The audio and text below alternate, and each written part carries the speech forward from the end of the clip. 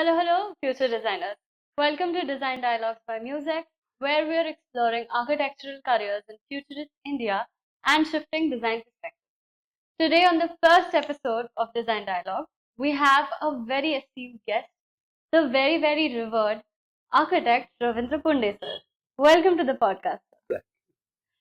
To give you a brief introduction, Ravindra Punde, sir, completed his master's in planning from SPA. During his time in Delhi, he practiced and participated in a lot of competitions organized by the Delhi authorities. In these competitions, he managed to network with a lot of architects, designers, and the stakeholders of the industry. And he managed to consistently use these competitions as a means of raising awareness about several architectural issues. He redefined how the curriculum is built. Around the same norms of the university, he managed to introduce a very uniquely curated format of delivery of the same curriculum, whereby now C ensures that there is a lot of creative understanding and there's a lot of practical understanding that is delivered parallelly by the teachers there. He has a very strong passion towards making sure that the education system updates consistently and suits the needs of the changing industry. So he's doing his best towards including all of his efforts and directing all of his efforts towards establishing a stronger pedagogy for all the future architects. So once again, welcome, sir. Thank you. It is an honor to have you. Reflecting on the current state of architectural curriculum, I would like to gather your insights around how are students experiencing the pedagogy? How are students experiencing the impact of the curriculum that they're currently receiving? What kind of, as founder of C, I would also love to understand how is C managing to bring in a different approach and how are students responding to that unique format? Well, uh, you know, I always find students most exciting because I think they're bubbling with ideas, they have energy, and both me and my wife constantly discuss this, that amongst a lot of young kids who are my children's friends and, young people, I should say, because they're all 30, 35 now. But most of them are all very interested in the state of the environment, for example. The other thing is, I think students are always hungry for provocation, obviously. Right. Interesting. And you need to do that. And I think as an institution, that's your responsibility, is to be able to provoke students, but also give them the confidence to be able to, speak their mind and, construct new imaginations for themselves. And I think that's the responsibility of any institution, shall we say. We really need to kind of build confidence, also to bring in compassion. It's very important. And therefore, how do we look at many of our current issues will actually becomes a very primary question in education. You mentioned that at C there's a approach of taking responsibility of provoking students. And what exactly do you mean by that? Yeah. So let me just try and answer that briefly before we kind of expand this question, because there are things that are running in my mind. For example, our generation, or maybe even now, most academic institutions. I mean, think of it. When you go to the library and open a book to understand some nuances of architecture, you're actually, almost kind of invariably dealing with a Western world sensibility. Mm-hmm. And we don't realize that we are actually being constantly bombarded with a value system which does not belong here. And that actually also is training us to become, probably over a period of time, to become irrelevant. And that's one of the reasons why I think there's a decline in the demand for architectural education, because we are no more relevant. And I'm being very harsh about it. And I think the institutions have that responsibility to bring that relevance back onto the table. And therefore, the responsibility of the institution is to constantly generate what we call new knowledge. Our own understanding of our own environment, our own understanding of our systems, cultures, practices, all of it, and our issues. I think we cannot be the imagination that an architect is also singularly a creative animal, I think is a little past its gone. And when I meant by compassion, I meant by you must have the passion, all right, but compassion is actually being sensitive to society at large. Correct. Right? For example, let me give you an example. And this is the social relevance, shall we say. When you look at large IT parks, we create something like maybe 4,000, 5,000 car parking spaces, all of it in the basement. But have you ever wondered that with those 5,000 cars, there are about 3,000 drivers who are hanging around on the campus, for whom there is literally nothing. There are only rules that they can't be seen here and they can't be seen there. Correct. But they have literally nothing for them, right? Now, so, the reason why I raise this is that the society, as our democracy is deepening, society is getting more and more conscious of this aspect. And these are, in my opinion, if we get into a dialogue, these are marketable questions. Marketable in the sense that there are a lot of people who begin to see value in these kind of things, right? Look at the corporate, the new corporate thinking, which has got to do with environment, governance, and ESG. I think environment, social, and sustainability and governance, something like that. Mm-hmm. These are now becoming the indicators to evaluate. And I think we are at that point now where this thing has to happen, or else we will see the kind of decline that we are seeing right now.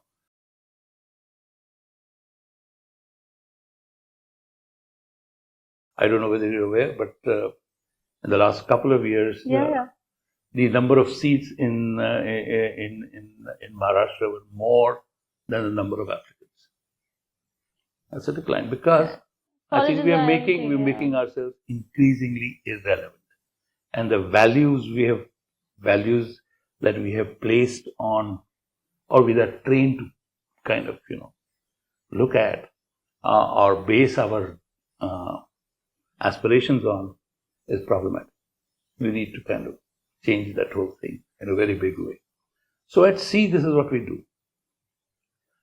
For example, I'm sure you are an architect, you know that if you recall the way you studied services, you were trained how the water supply line comes to the sink, and then how does the drainage work. So there is whatever, a manhole, and then you kind of connect manhole to manhole to manhole and kind of take it out, right?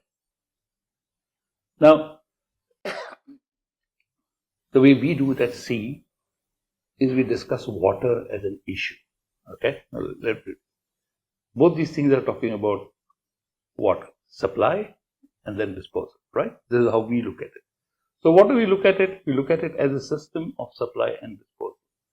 But that's not what water is all about. Correct. Right? And so there's water in the city, there is water that is consumed, there is water everywhere, right?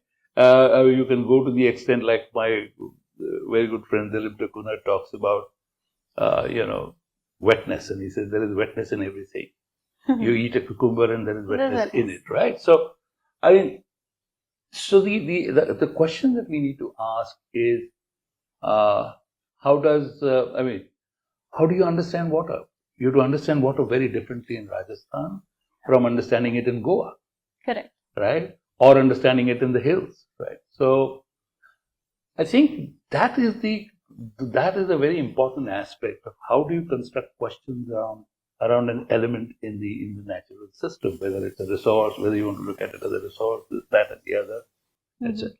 Correct. Okay. So basically, we at C have developed several perspectives on these kind of things. So when we teach services, we teach them more as larger, broader questions and issues of issues that the students need to look at. Okay, so that's one thing. The other important thing that we do at C is also part of the first, something that we spoke about earlier, which is the idea of what knowledge. So we believe that institutions have a responsibility to generate knowledge. It's not just about imparting information. Yeah, very different. Right? Very big difference, of course. Yeah. So it's about constructing new knowledge, and that new knowledge will come through constant research endeavors, right? Correct.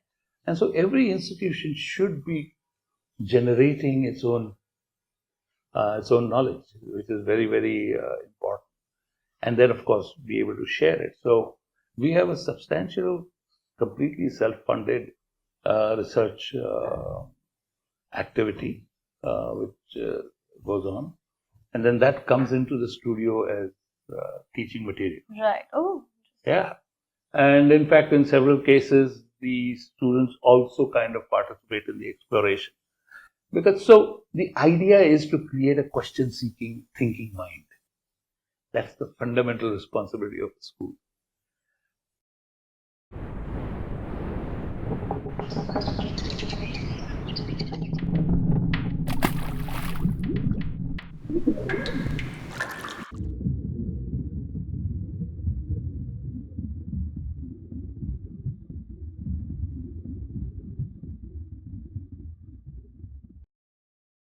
So you're imbibing new knowledge in an extremely relevant manner, hence making the overall process extremely relevant.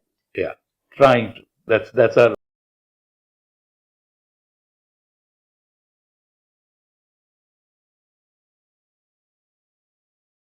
Staying consistently updating your curriculum.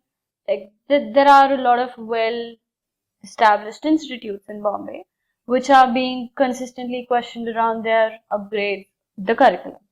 So at C, what kind of approach do you have to the curriculum? Okay, so I think it's a good question, because I think it's very important that students, while they become questioning minds, they also should have the ability to kind of get into the so-called practice environment that is around us.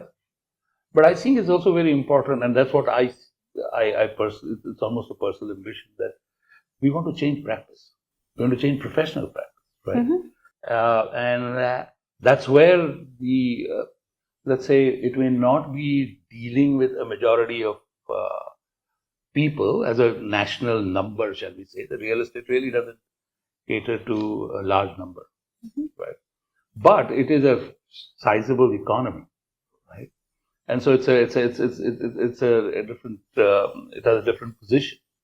And so I think that has to also shift and transfer. So while it's very important that a student from C is constantly engaged with the idea of constructing questions,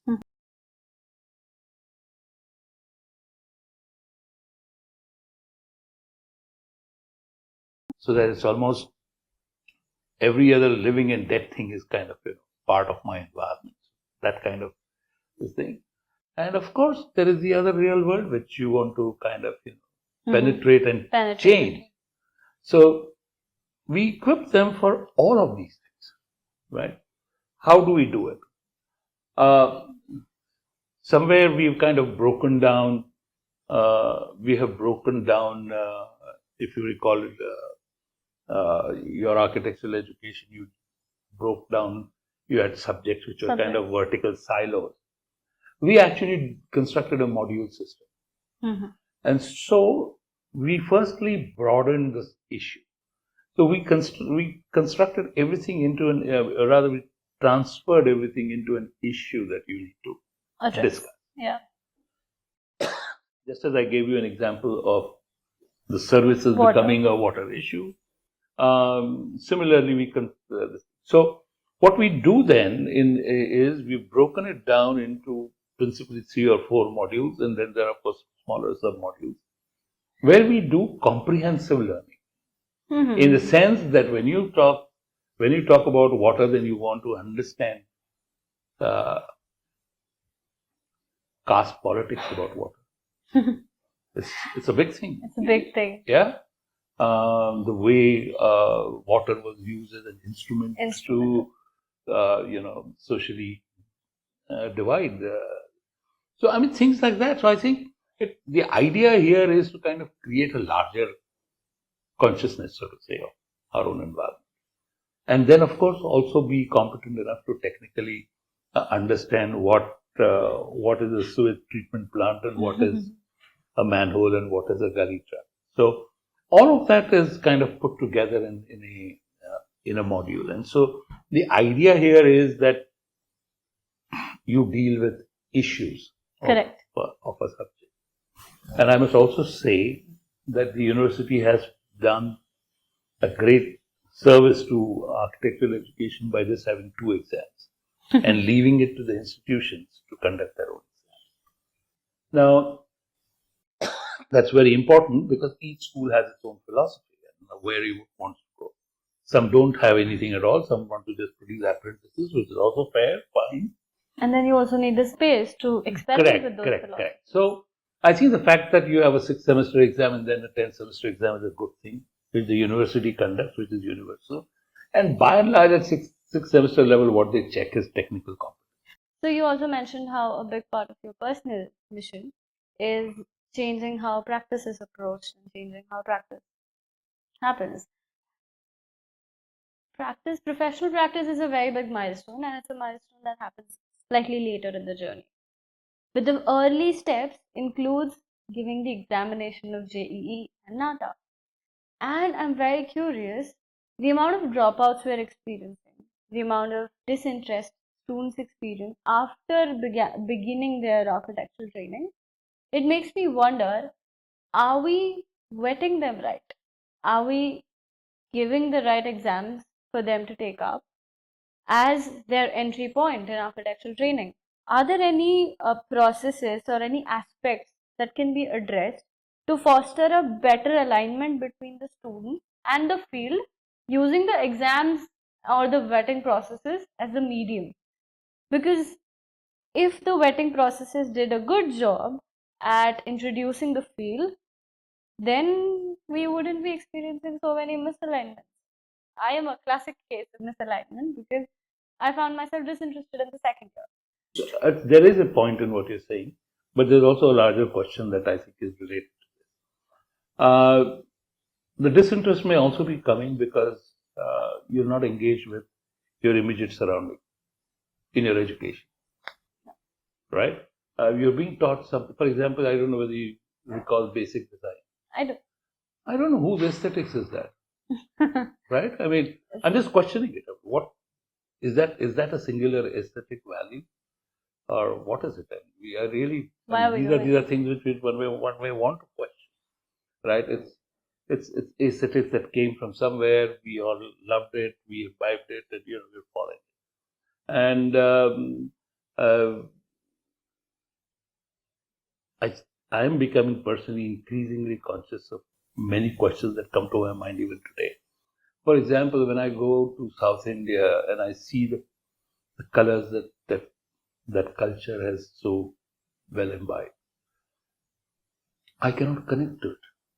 I cannot relate to those colors, right? Because I'm trained to think in a certain way. Correct. Right? My aesthetic value is a construct of some knowledge which probably does not belong here. So I think it comes to the question of relevance. And if you were to begin to engage with, as a student, with your daily life, and if your knowledge was relevant, it would have probably got you hooked onto what you need. The second question about what the entrance exams have to be. this is unfortunately the government wants to control everything without making any contribution. So admissions are controlled, fees are controlled, everything is controlled, and it doesn't contribute anything at all. If at all anything, what they owe to institutions, they just delay it like nobody's business, making it very suffocating for institutions to, particularly the kind that we are, independent, young. I mean, 8 professionals got together to start a school with a very noble intention, and right now we are also suffering a bit because there are controls, but there is no the flip side of responsibility doesn't exist on the government side, and I have no bones to say, I have no hesitation to say anything about that. But so let's come to the process of admissions. Admissions are right now, based on, that's done by council. So somewhere or the other, there's some government agency. So you have NATA and this and that.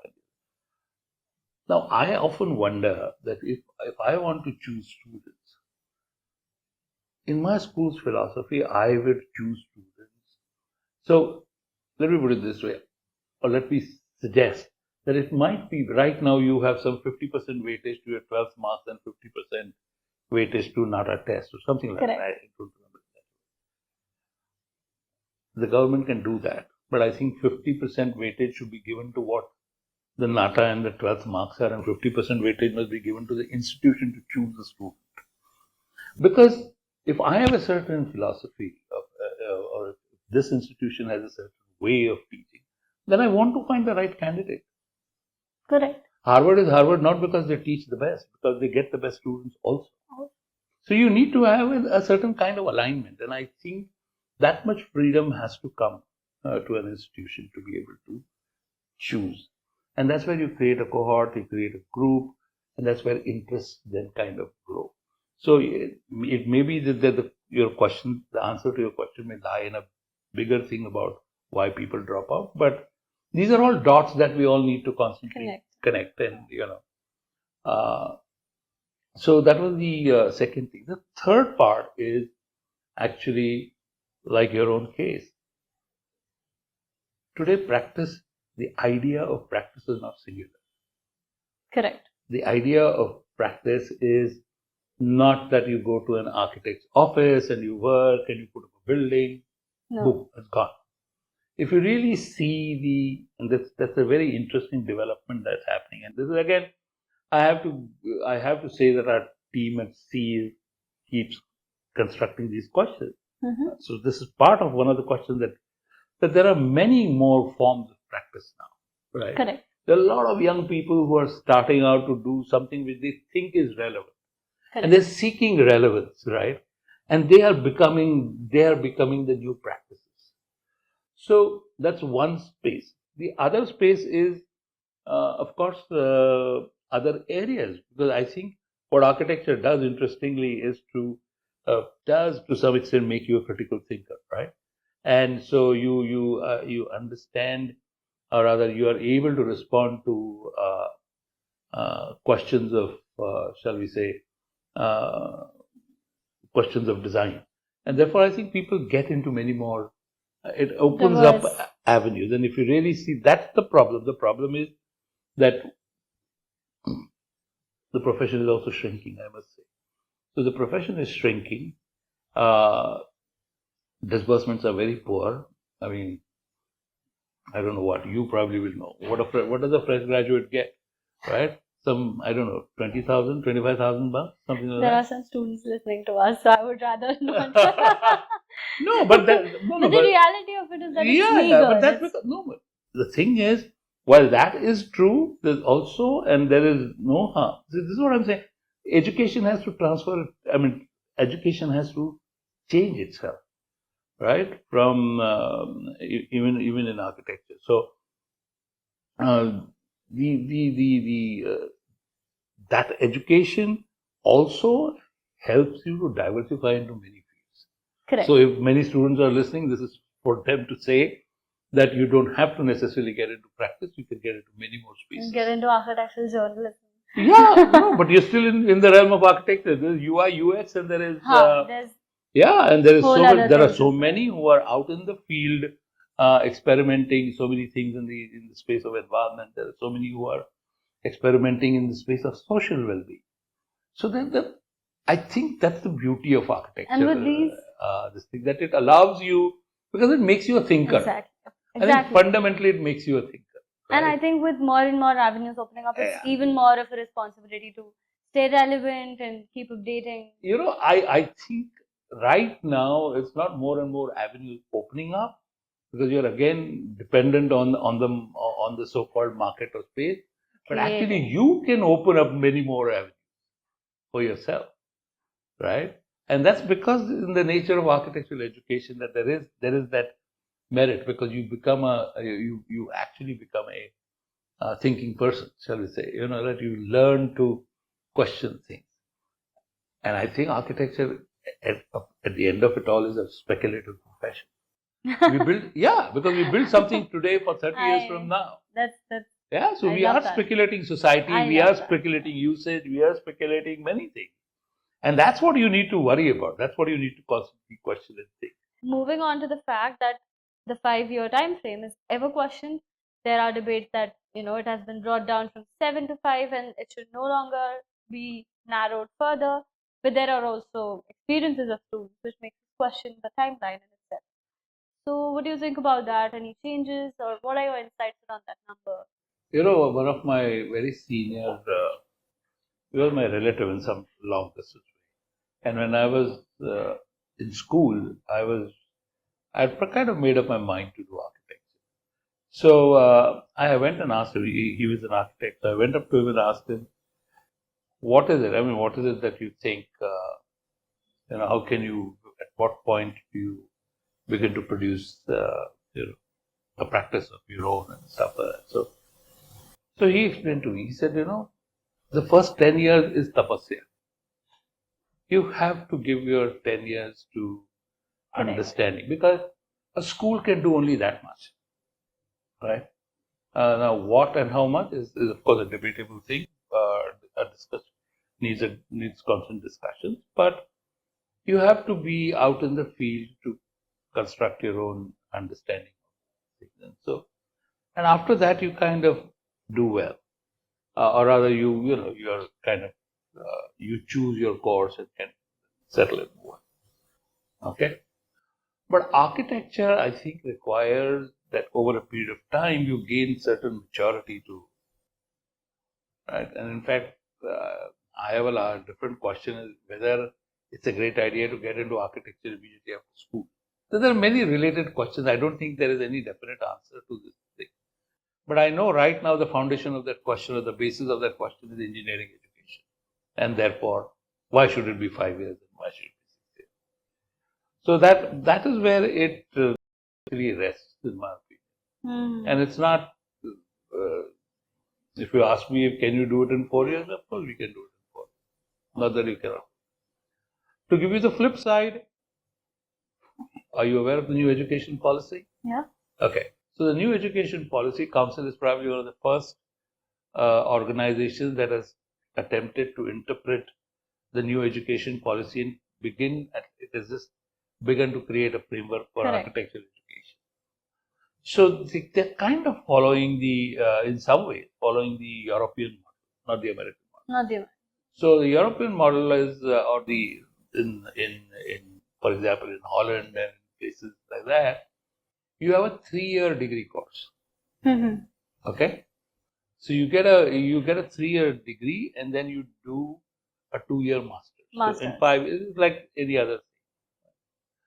But what it also does is that you cannot practice with a 3-year degree course. You have to do a 5-year program. So they make that distinction, right? Correct. So you could exit, and I think the new education policy is exactly that, right? So the new education policy has opened up many things. Of course, it still is work in progress. And for example, somebody like you who probably thought after first year or second year that I want to get out of here, you can now, in the new education policy, you can now bank those credits. Correct. Right? And you can go to another institution and say, I have these many credits. They'll, of course, figure out how many of them are relevant, not relevant, whatever it is.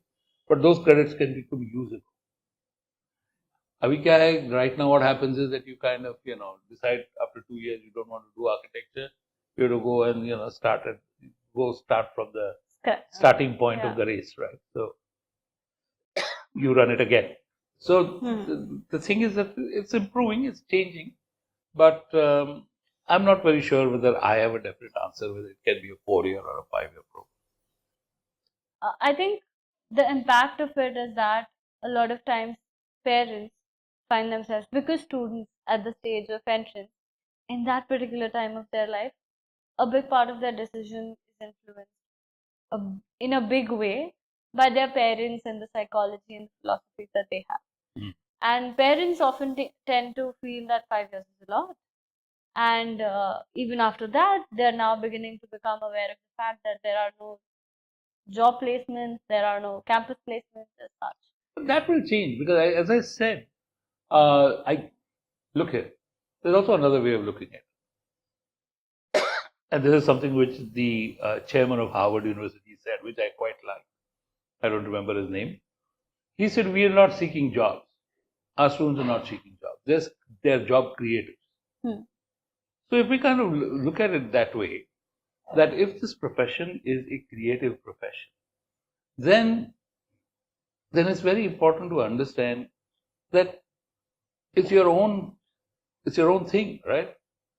And so you could carve out, and I think as I spoke earlier also to your earlier question, it's for you. There are new practices emerging, and you can create your own space. So that's not a big worry, though I understand parents' worries about the 5-year course. But I think it is extremely creatively very rewarding. It's something which is, I don't think any other profession offers you that kind. So I think, I mean, let's not forget, for us, it's creative work. Also socially, it's a very responsible work. They are very often, design is such a transformative thing, right? Correct. And so it's not just architecture, but design per se is so transformative.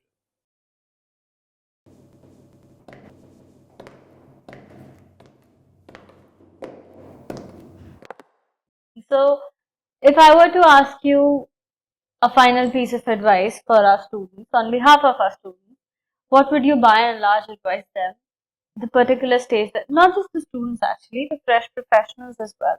So, young architects, what would you say to them at large? All that I spoke all this while is something which Of course. I mean, there are many things. Firstly, I think constantly, you need to kind of be a thinker and kind of, constantly questioning the world around you. Because it is a creative field, it allows you that, or rather, let me say, you need to take that liberty to think as a. Don't worry about getting a job. Just worry about creating a job, right? And I think there is enough. And in fact, today it is so diverse and so challenging. I think you can almost kind of, you will be spoiled for choice in the sense that there's so much opportunity that one can see right now. Correct. With all the challenges that we have, all the opportunities we have. I think it's the architecture profession is, but choose the right institution to go to. Yeah.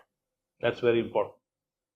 Because there are many, I think over the last 10, 15 years, the number of institutions has exponentially kind of risen, and they're also now falling. So the more we talk and the more I have these conversations, the better I realize that the choice of college, the teachers, the pedagogy, and the professional practice that I experienced, all of it has cumulatively led to my, understanding of architecture. So it's not just the students themselves, which is a very good realization to have early on at that stage, because I would give anything to feel this way as a fresh graduate.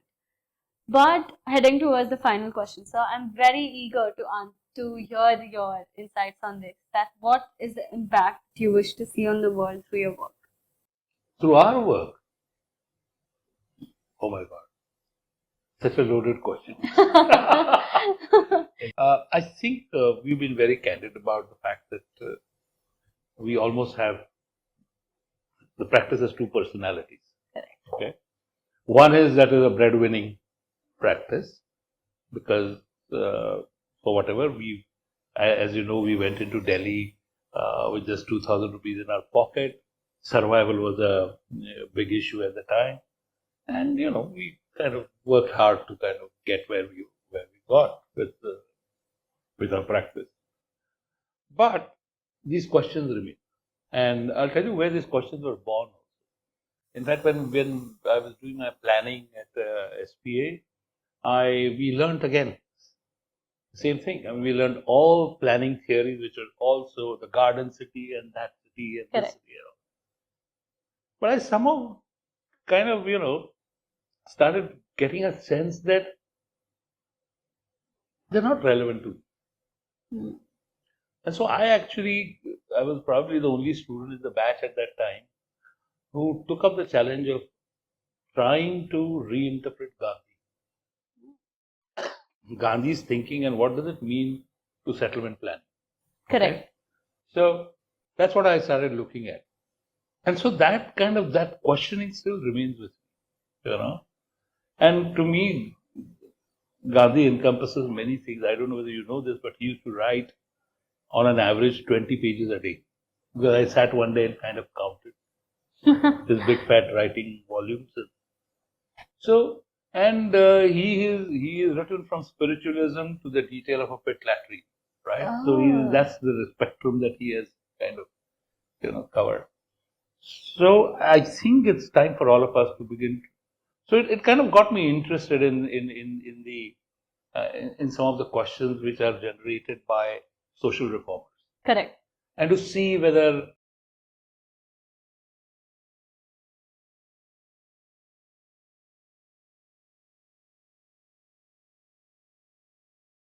that thing still remains. So, so design competitions was a platform where we constantly used this thing, and we didn't worry about whether we will win the competition or not. But we wanted to kind of put forth certain ideas. So the DDA competition on housing, which I did with a very close friend, Dilip Takuna, where that was a time when Mu.S.Ex habitat was very popular, and that massing and all of that was very popular. We kind of completely moved away from it, and we based our thinking on social justice.